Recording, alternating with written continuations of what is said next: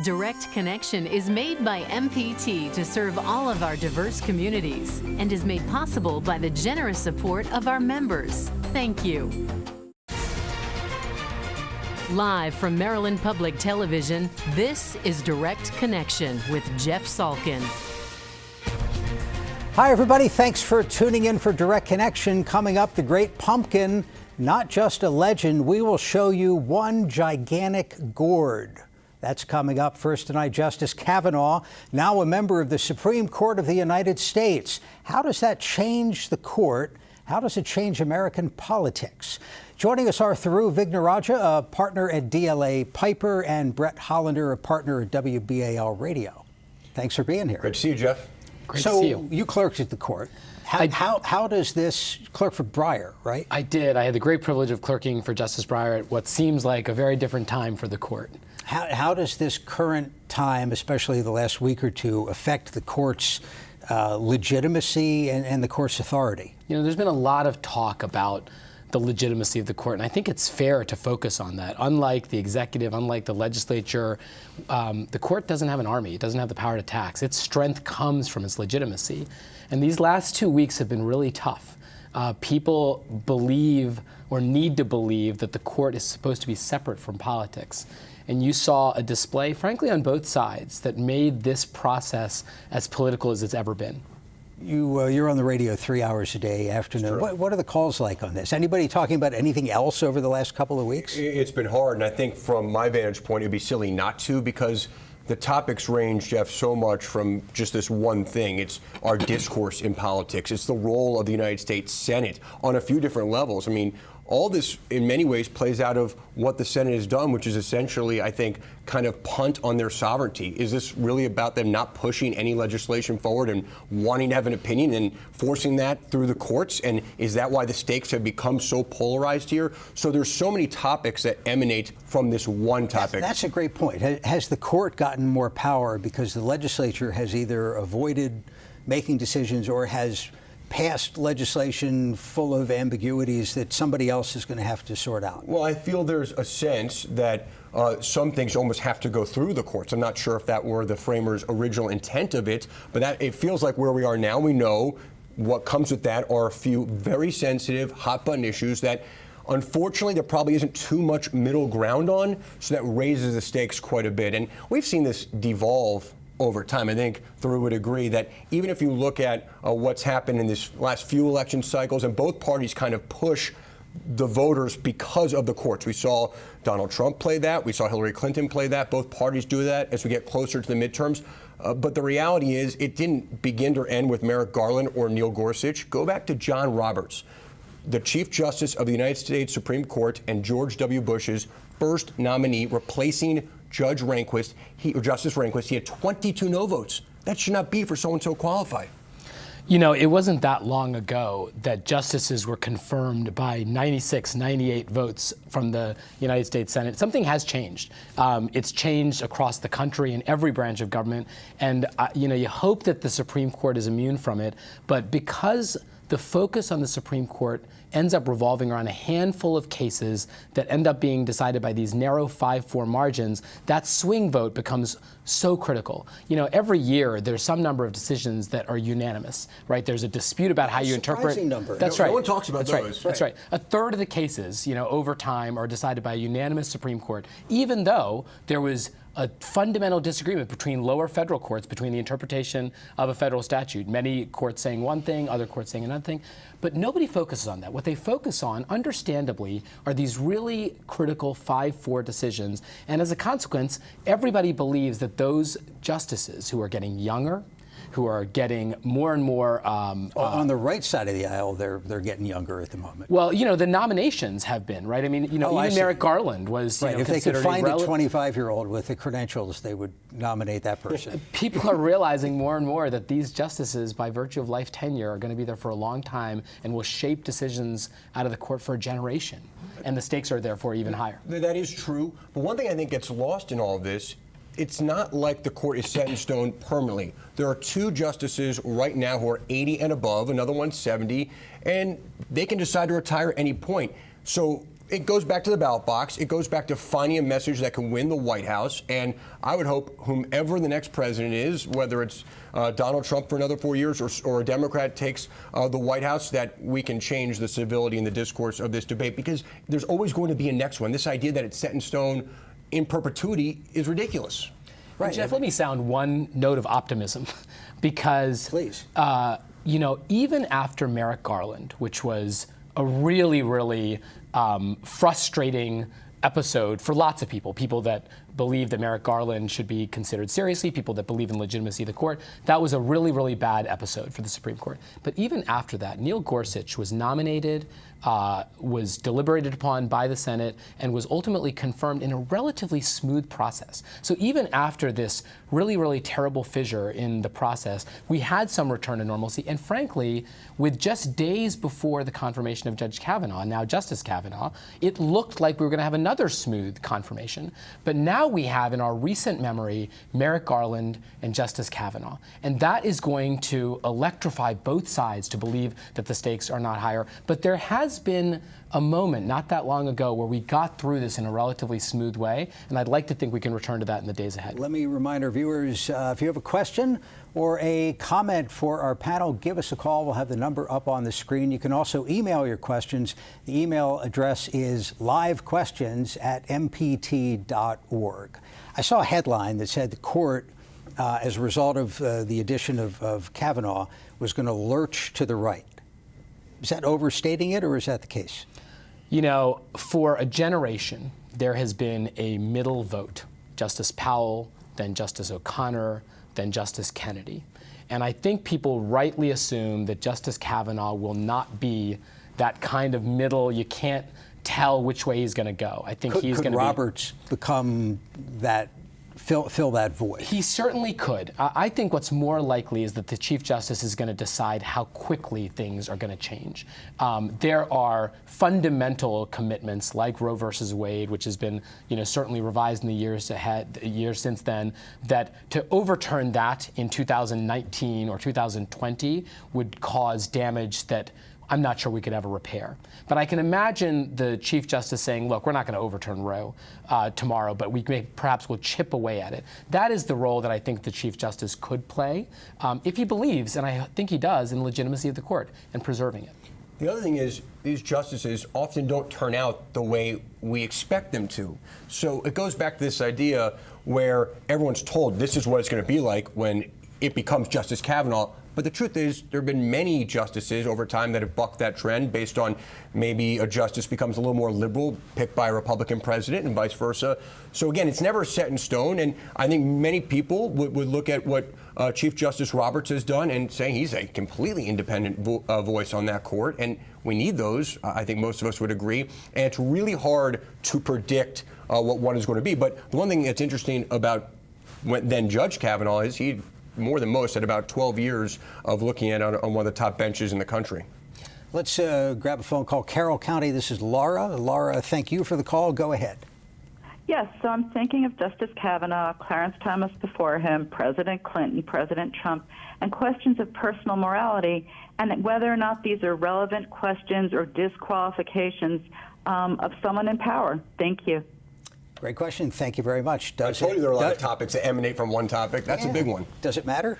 It does matter to a great extent on a lot of things. I think we've evolved on how we look at people run for office. I don't hold my local councilman to the same standard as I would my senator or anyone in Congress or my president of the United States. How we look at those issues, we're a much less prude society than we used to be. When it comes to, I think, how one behaves between the ages of 18 and, let's say, 21, I think a lot of us have relatable stories of certain behaviors without getting into too much detail. If we're taking away the discussion of sexual assault, which is a very real discussion, and we're actually just talking about high school and college drinking, I think there are a lot of people who are asking those questions who probably should need to look in the mirror. Well, that's the thing we don't know the answer to. Right. And I think that's part of the problem. And, the whole nation watched Christine Ford testify, essentially, before the Senate. And so many of us on both sides saw an incredibly compelling, credible figure lay out not just allegations of he was drinking too much, but allegations of sexual assault. And for us to turn around within essentially days of that incredibly powerful testimony with a nominal investigation and confirm the justice is going to cause problems. For every decision that he renders or he casts a decisive vote on sexual violence, on gender equity, people are going to wonder and are going to discount that particular vote. And look, I think Brett is making a distinction between allegations of sexual assault, which are very, very serious, and allegations of drinking. The problem for Justice Kavanaugh is that's what he completely disavowed in ways that I think a lot of us didn't take seriously. I mean, he says that he never, ever drank to the point where he doesn't remember something that happened the previous night. I think a lot of people sort of rolled our eyes at that. Well, he did say he drank a lot of beers and too many. He was embarrassed by a lot of the things that were in his yearbook and in his past. I think we get into some legalese when you start talking about, did I pass out or did I fall asleep or did I vomit or whatever they called it at the time. I mean, again, I would say that there's a lot of hypocrisy from some of those people asking a lot of those same questions. Again, if we're talking about sexual assault, that is a very real and important subject matter. But if we're talking about, high school drinking, and what's interesting, just based on the coverage of it, because this is another sidebar, there were a lot of not only people who came up and vouched for him, and I just didn't think a lot of those people's stories were told accurately. There was even someone who said, I invented the game Devil's Triangle. It was indeed a drinking game. And a lot of people didn't want to cover that part of whether or not it was a lie or not. It's so ridiculous that we're even talking about a high school drinking game, to be honest with you. Grab a phone call from Prince George's County. This is Jack. Jack, thank you for the call. Go ahead. Yeah, the Republican Senate stalled Garland so that he could not get nominated. Assuming the Senate flips this fall, could they and the Democrats take over, could they stall the Republican nominee if one comes up for 2 years? What would happen then? Great question. You have a eight-member court? Yeah, they certainly could, and that is another one of those risks that ultimately cost the court its credibility. Just to go back to the point Brett was making a moment ago, I don't know that we can seriously conclude whether or not Justice Kavanaugh committed perjury. I think the harder question, though, is the perception of whether he was credible. And that perception is tied to the legitimacy. It wasn't long ago that a Supreme Court would render a decision and people would just ignore it. In the civil rights era, shortly after Brown versus Board of Education, the governor of Arkansas just ignored Brown's pronouncement and used the Arkansas National Guard to block the schoolhouse doors. Well, as one of you pointed out, the court has no army. That's right. And so President Eisenhower had to send in the 101st Airborne Division to make sure that the court's decision was honored by the people. If we see a stalling or an empty seat for 2 years, which after Merrick Garland, which after Justice Kavanaugh is conceivable, which is even plausible, the ultimate loss is to the court, because it then it goes from an institution who is trying to make these difficult decisions and preserve the rule of law to a really political creature. And that may be what happens, but that is a terrible casualty out of this war. It may not be far away. Back to the phones, Harford County. This is Robert. Robert, thanks for the call. Go ahead. Yes, good evening. Good evening. My question is, do you gentlemen believe that Supreme Court justices should be limited to terms like presidents, maybe 2 or 3 terms or 4 years per term? That's a great question. Robert, thank you, sir. I mean, I've heard longer numbers, 12 years, 15 years. It'd be less contentious, I'll tell you that, because you wouldn't have that feeling of the words that you hear at the end of every sentence. Lifetime appointment, a lifetime appointment. It would certainly change things. I would say, certainly we're happy that Supreme Court justices don't be put to a vote, because you would never want their influence being swayed one way or another by the polls of the country. But as far as whether or not to put it in term limits, it would make it less contentious. But my guess is that they had it this way for a reason. And usually these things are pretty cleverly thought. Yeah, I hate the idea of sort of throwing the baby out with the bathwater. I mean, every time you make one of those changes, there are different incentives and different dangers to a 10-year or 20-year term, because the decisions near the end of that term suddenly get cast in a different light. Brett said earlier that there was a time when you could not necessarily predict what a justices would ultimately do, that they changed over time. Justice Souter is the great example, right? Appointed by a Republican who ultimately became a reliable vote in the sort of liberal flank of the court. I think the fallout of that is actually that we do see judges being vetted in very, very strict and careful ways. You know, the overwhelming majority, with everybody, I think, except for Justice Kagan, were circuit court judges. So you had a reliable record of their decisions from before. All of them, whatever you think of this, are from Yale or Harvard Law School. And those kind of trends, I think, are because we're trying to make sure that that vote is reliable. What do you call it? It's not a monopoly, it's a duopoly, right? Well, it's interesting because I actually thought those were part of the undertones of this. This definitely this elitist school, which is ironic because the president ran on this anti-swamp mentality, and of his finalists for this seat on the bench, Judge Kavanaugh, Brett Kavanaugh, was probably the most swampy pick he could have made in many ways, and probably of the final four that we saw, probably the furthest to the middle, which is ironic because if the Democrats had blocked this and not taken back the Senate, you would have probably seen a nominee of perhaps a less qualified and a more conservative judge that was nominated. So it was a huge gamble that the Democrats made in this case. And going back to kind of throwing the baby out with the bathwater, because Thur brings up a great point, this sort of like recency bias our society has right now, we have to do something now to change whatever's happening, which is kind of the times we live in. Think about this. The filibuster, which probably, or the ending of it, probably got us into this situation in the first place. That is a immediate reaction for a quick fix that has hurt the United States Senate. And I'm looking on Twitter on Saturday night in the aftermath of the confirmation of Judge Kavanaugh becoming Justice Kavanaugh, and I'm seeing people talking about getting rid of a two-person representation per state for the United States Senate because of what happened. Let's all kind of calm down and lean on our institutions that got us here for a long time. And that's the kind of recency mentality that puts you in a pickle in a democracy. Let's take a look at an email question. Thing that bothers me, this is Michael, about the Kavanaugh situation is the burden of evidence. Situation, in my view, was essentially convicting a man of a crime and the evidence based solely on a 30-year memory of one person. I mean, there's not necessarily a beyond a reasonable doubt standard in the proceedings that the Senate just had. No, there certainly are not. And I, as you know, spent most of my career as a prosecutor.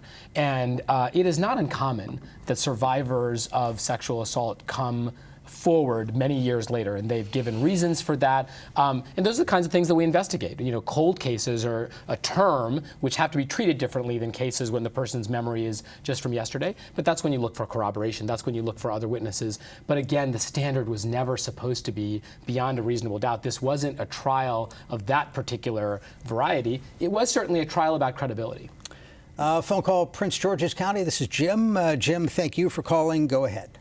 Yeah, I believe that the original framers of the Constitution made them for a lifetime appointment to maintain consistency and also not to be able to be politicized, therefore eliminating the third check and balance.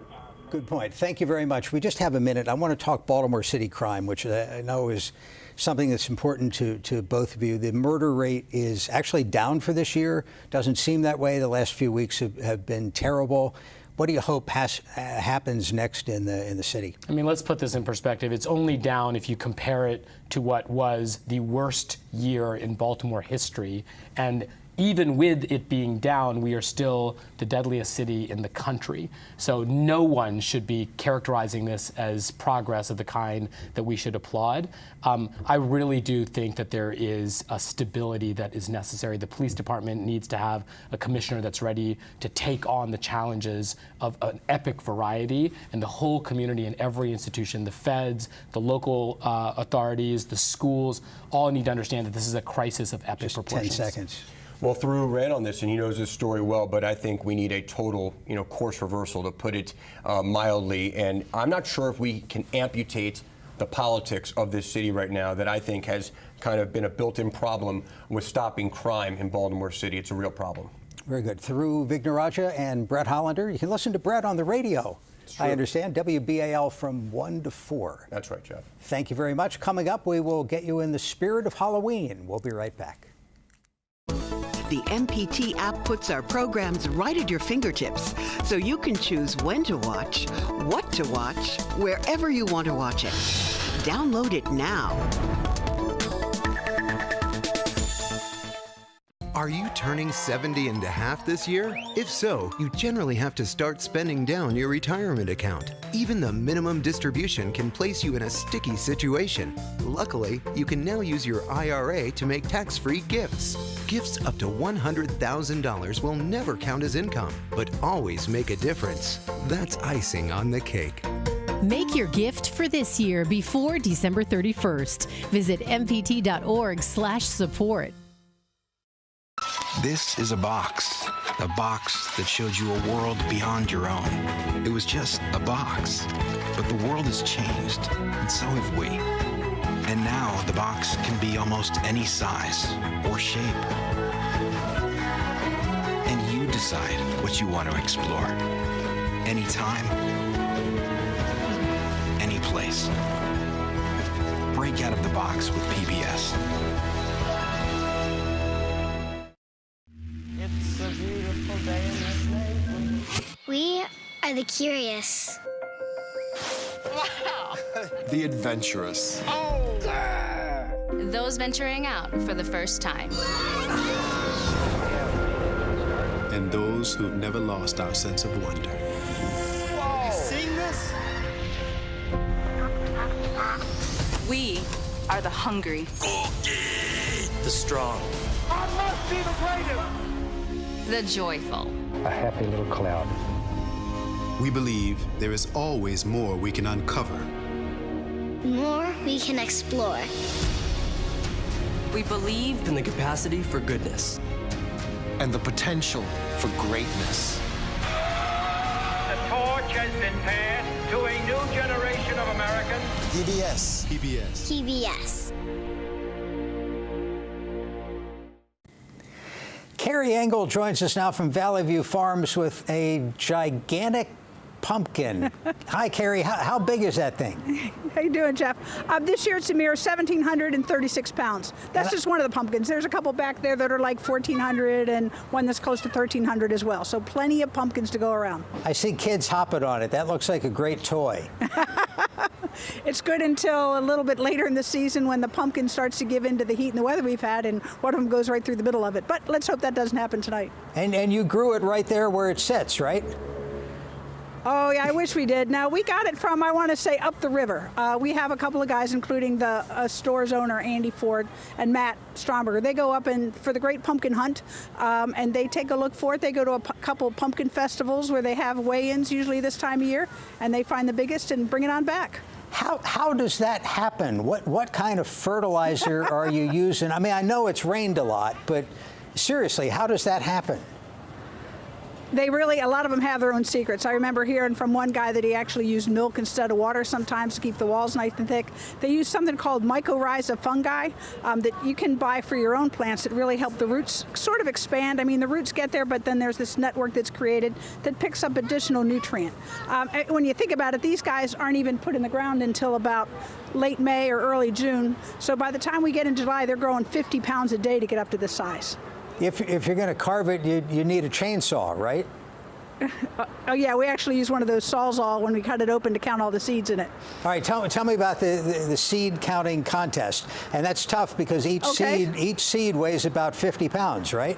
Not quite. They're actually not much bigger than regular pumpkin seeds, and I can't say how many are usually in there, but it's been as little as one, and I don't think it's ever been over 1 million, so we're pretty safe. But we cut the pumpkin open, we kind of scrape the walls to get most of the seeds out of there, and just put them out and just count them one at a time until we get up to the magic number.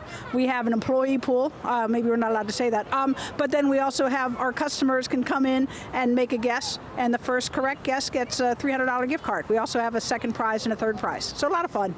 Has this been a good year for regular non-nuclear pumpkins?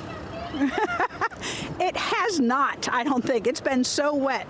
So what I would recommend that people do is when they pick out a pumpkin, take it home, dry it off. You might want to even take a bleach wipe and just wipe it out just to make sure there's nothing there that's growing on the pumpkin at the time, just to make it last a little bit longer. Wait until kind of the last minute before you carve it to have it last a little bit longer. But with the wet season, they're not lasting quite as long as they always do. So just treat them with a little extra care.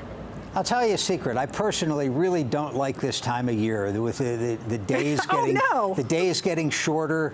You know, we've got maybe another 10, 11 weeks until we get to the winter solstice, and the days start getting longer. And in the business you guys are in of being a local garden store, I mean, things are going to get quiet. I guess you have the big Christmas displays.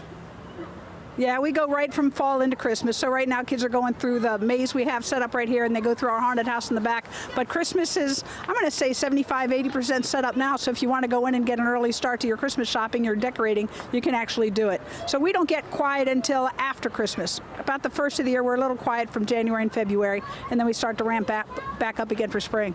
There you go. I'm watching the kids who've been jumping around on the giant pumpkin back there. There's no risk of it sort of collapsing on itself, right? Oh, there's absolutely is a risk, and we've had it happen. We have had somebody go right through the middle of it before. As I said, it's been a wet year, so those walls are pretty thick, but weather and humidity works just like our apples might, at our homes or anything else, any other produce we have laid around. So yeah, there absolutely is a risk. Yeah, you should have a size limit for who gets up. Well, I guess it would be it would be a soft landing if you fell through the thing. That's right, and it doesn't smell so good. I don't know if you've smelled rotten pumpkin before, but it really isn't a pleasant scent. Well, the good thing is there's no risk of anybody coming up. If you had that on your porch, no kids are going to come pick it up and throw it in the street or anything. That's right. Now, I'll tell you, though, this is much better for making pumpkin pies than your jack-o'-lantern types. So you figure about a pound per pie, you can get over 1,700 pounds from that little guy back there. Excellent. Good stuff. Carrie, thanks for the time. Carrie Engel at Valley View Farms. Thank you very much. And thank you for watching. Have a good night.